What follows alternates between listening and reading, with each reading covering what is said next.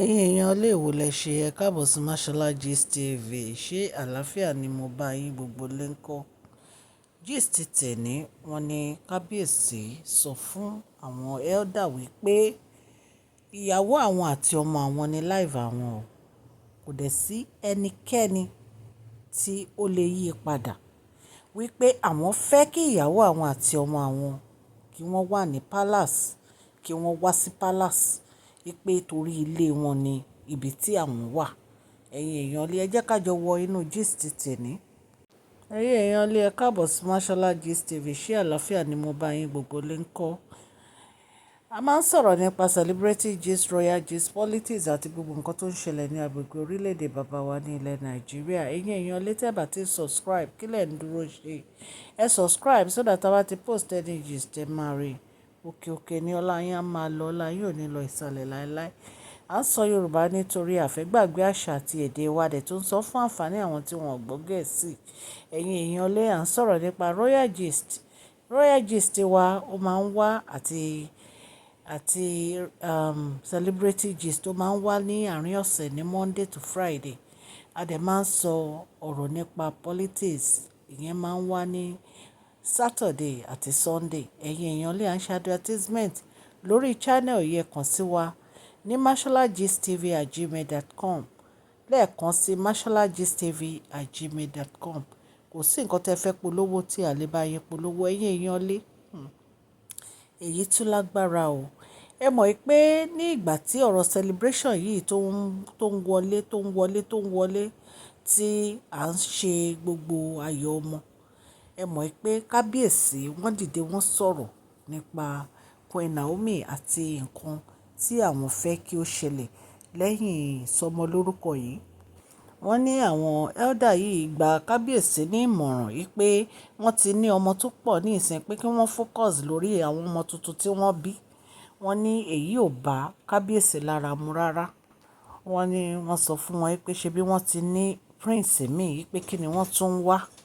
Kábíyèsí ní àwọn nífẹ̀ẹ́ ọmọ àwọn gidigidi wípé kò dẹ̀ sí nǹkan tí àwọn ò lè ṣe lórí ọ̀rọ̀ ọmọ àwọn.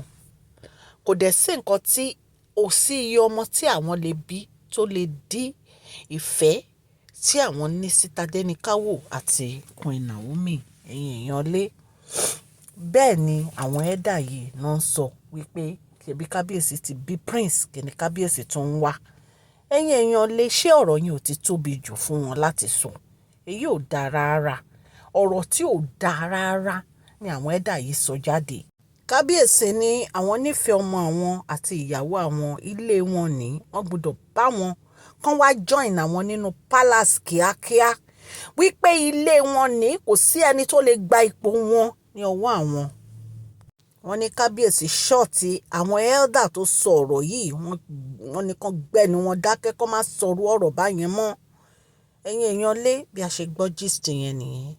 Ẹ mọ̀ pé oríṣiríṣi nǹkan ló ti ń ṣẹlẹ̀ láti ìgbà tí Kábíyèsí ti bí ọmọ tí wọ́n bí àwọn Táyé àti Kẹ́hìndé yìí. Àwọn èèyàn oríṣiríṣi ọ̀rọ̀ ni wọ́n ń sọ jáde lẹ́nu. Àwọn elder oríṣiríṣi ọ̀rọ̀ ni wọ́n ń sọ jáde lẹ́nu ṣùgbọ́n ọ̀rọ̀ yìí kò bá Kábíyèsí lára mu rárá. Kábíyèsí ní kò sí iye ọmọ táwọn lè bí àbí iye ìyàwó tí àwọn lè fẹ́ tó máa jẹ́ káwọn change mind àwọn o nípa ìfẹ́ tí àwọn ní sí Queen Naomi àti Tadenikawo. Kábíyèsí ní gbogbo àwọn decision táwọn ti make tẹ́lẹ̀ látẹ̀yìnwá pé àwọn mọ̀ pé kò ń ṣe ìgbésẹ̀ tó dáa lórí ọ̀rọ̀ bí àwọn ṣe ń fẹ́ àwọn obìnrin yìí. Wọ́n ní ṣùgbọ́n ní ìsìn àwọn fẹ́ jẹ́ kí gbogbo ìgbésẹ̀ àwọn kó jẹ́ ìgbésẹ̀ tó máa dáa. Èyí tó jẹ́ pé ó máa dùn mọ́ àwọn nínú, pé ó dẹ̀ máa dùn mọ́ Queen Naomi nínú, pé torí ìdùnnú àwọn ò ní pé kí Queen Naomi àti Tadenikawo kan padà wá sínú palace. Ẹ̀yin èèyàn lé Kábíyèsí ò tí ì change decision wọn lórí ìgbésẹ̀ tí wọ́n ń gbé o. Every time ni wọ́n ní àwọn fẹ́ ìyàwó àwọn àti ọmọ àwọn kan padà wá sínú palace. Wípé kò sí ẹni tó lè gba ààyè ìyàwó àwọn àti ọmọ àwọn ní ọwọ́ àwọn.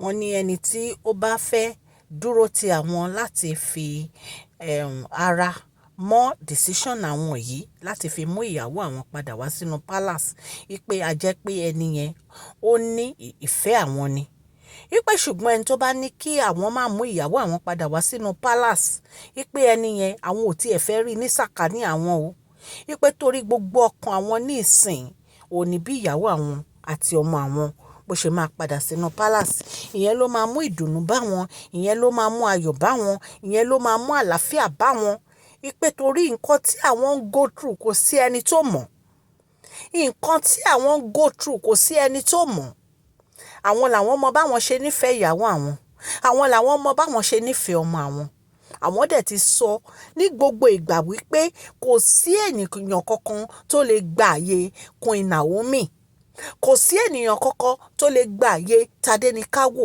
wípé kí wá ló dé tó le fún àwọn ẹ̀dá yìí láti believe nǹkan táwọn ń sọ yìí wípé kí ló difficult nínú ọ̀rọ̀ yìí táwọn ń sọ yìí láti fi gbé ọ̀rọ̀ àwọn yẹ̀wò wípé enough is enough àwọn ò fẹ́ gbọ́ kí wọ́n fi ẹnu wọn sọ ọ̀rọ̀ tí ò dáa nípa Queen Naomi níwájú àwọn ọmọ.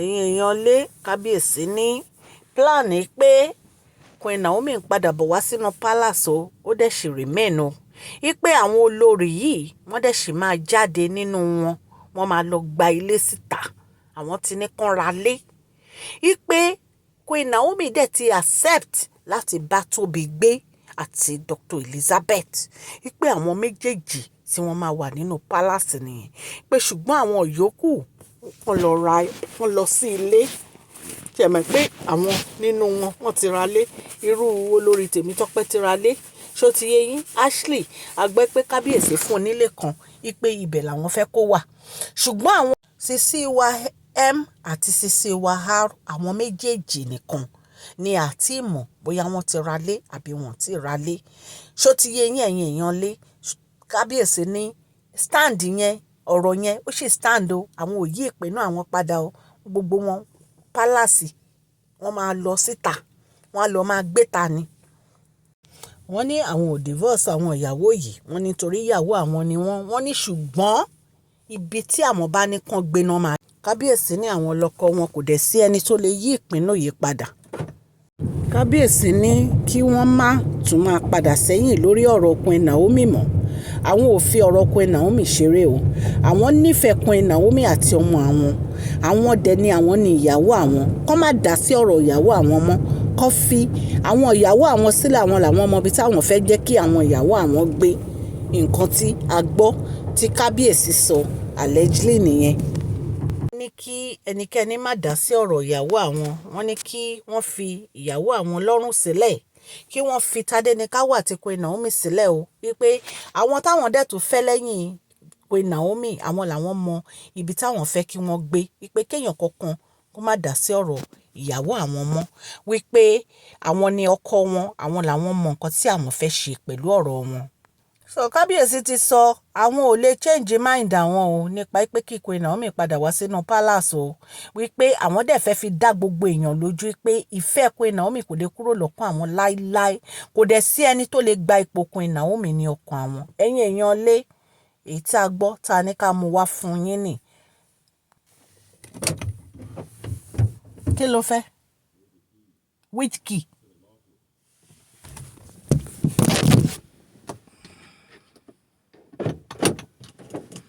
You mean they did not deliver mail? Yes, they did. How you gonna tell me when I start a notification? Where's the key? Lobby Ozen gbogbo lẹ́tà wa gbogbo ẹ̀ ni wọ́n ti hold sí post office wọ́n ní somebody is trying to break the mailbox. Lobby Ozen kò sẹ́ni tó gba lẹ́tà for the last 2 weeks. If you want the key, I will give you. It doesn't matter. Get mail on my bed then. The mail on your bed. I got mail on my bed 2 days ago. Daddy ẹ ló lọ kó ní post office tán wá kó. Whatever that got delivered is probably over there. Is at the post office. Where's my stuff? Báwo ló ṣe ń béèrè? Báwo lèmi ṣe fẹ́ mọ̀? You said post office. Where is it? Àní daddy ẹ máa lọ sí post office lọ́la bó ṣe máa ń lọ everyday nìyẹn. I need it tonight, bro. So ta ló wá fẹ́ lọ bẹ̀? I'll go there. I already told you fix the fucking beeping in his car, so knowing it's fucked. Ayọ̀, mo ti pe daddy ẹ wọ́n láwọn abẹ́ wò. He's not fixing, bro. He already checked it 3 times. It's not gonna get fixed. Take it to go get fixed. You keep thinking I'm joking with you. He can't fix it. Ṣó Take fẹ́ it to nà an mí actual ni fucking person, Ayọ̀? bro. Kò sí ẹni tí mo lè lọ gbé mọ́tò yẹn báyìí. I That don't shit have is not money. getting fixed. It's already 3 times. It's been 3 Ní mo ti times. bá wọn sọ̀rọ̀, he will It's do fucking, it. it keeps Àní beeping. kò It ní keeps beeping. sùúrù, It Ayọ̀. keeps beeping. Take it to actually get fixed and stop trying to take it to this man to fix it. He cannot fix it. How do you know he cannot Because he already fix it? tried. Wọ́n láwọn ò tí ì try Yes, he lórí did. ẹ̀. I already told him it was beeping twice and he checked it twice. Did you take it to his store? Yes. When? What do you mean when? Èmi ni mo bẹ́ gbé mọ́tò yìí lọ síbẹ̀ ṣe o mọ̀. I went there before. Okay. I went there before for my and for the beeping. He didn't fix the fucking beeping. Is either the when I took the car there, right? That it start beeping. It's been beeping. Okay, má worry. Mo ti sọ fún wọn, he will check it. He's not gonna check shit. Àní mo ti sọ fún wọn, èmi àti wọn ti sọ̀rọ̀. Ṣebí mo ń sọ fún ẹ, mo ní èmi àti wọn ti sọ̀rọ̀. How can I get my mail, bro? How can I get my mail? Okay, èmi ò mọ address ibẹ̀, jẹ́ kí n pè wọ́n kí n bèrè address ibẹ̀ tó bá fẹ́ lọ bẹ̀. But ní ìsìn they will have closed. So how the fuck? Tomorrow.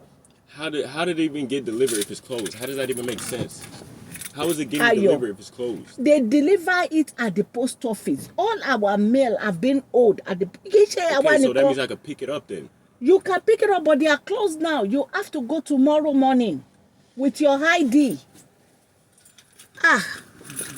So èèyàn lé bí Kábíyèsí ṣe sọ nìyẹn o. Wọ́n ní kẹ́nikẹ́ni kó má dá sí ọ̀rọ̀ ìyàwó àwọn àti ọmọ àwọn mọ́ àtàwọn ìyàwó ibi tí àwọn fẹ́ kàn gbé, wípé kò sí ẹni tó lè gba àyè Queen Naomi ní inú ọkàn àwọn.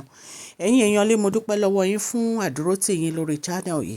Ọlọ́run Elédùmarè aláàánú á wà pẹ̀lú gbogbo yín o. Ní agbára Ọlọ́run, ẹ ní fojú sunkún ọmọ o. Òkè òkè ni ọlá yín á máa lọ o. Ọlá yín ò ní lọ ìsàlẹ̀ láéláé. Please share this video, like and subscribe. God bless you all. Ẹ jọ̀ọ́ ẹ bá mi fún fídíò yìí ní thumbs up o. Thank you so much. I love you all.